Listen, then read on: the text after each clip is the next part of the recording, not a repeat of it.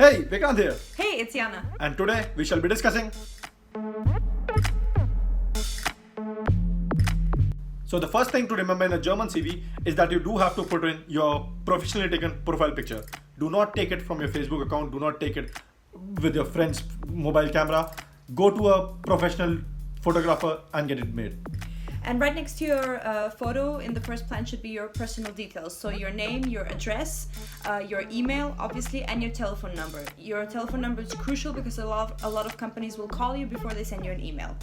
Right below that, you can also mention, being a foreigner, your German language skills. So you can mention also how good you are in German, your English, and whatever your native language is.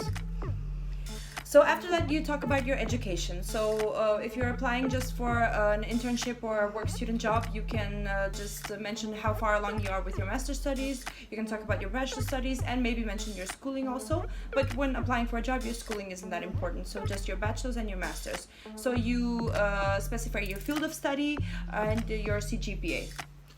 Right below that, you can start with your experiences, your job experiences, your work experiences, any relevant papers that you might have published.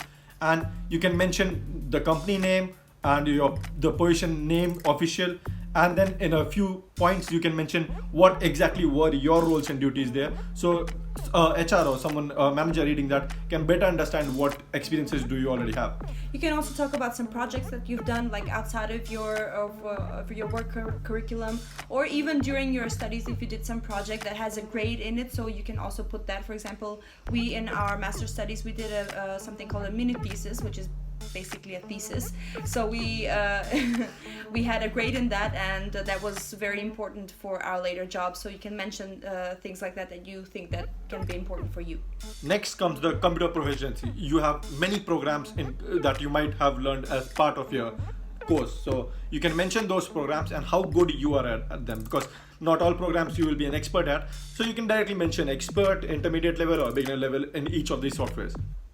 And then finally, you can talk about your extracurricular activities. So, for example, he was a member of Toastmasters, which is a public speaking group in Europe, and can be important later on for showing that he is comfortable doing a presentation in front of a group or things like that. So anything that can be relevant and that can say something about you as a person that the people could know about, because they don't only want to know about your professional conduct, but also they want to know who you are and how you will fit into their work culture. And try to make these things more relevant to the job. Don't say things like I like listening to music or I like bird watching.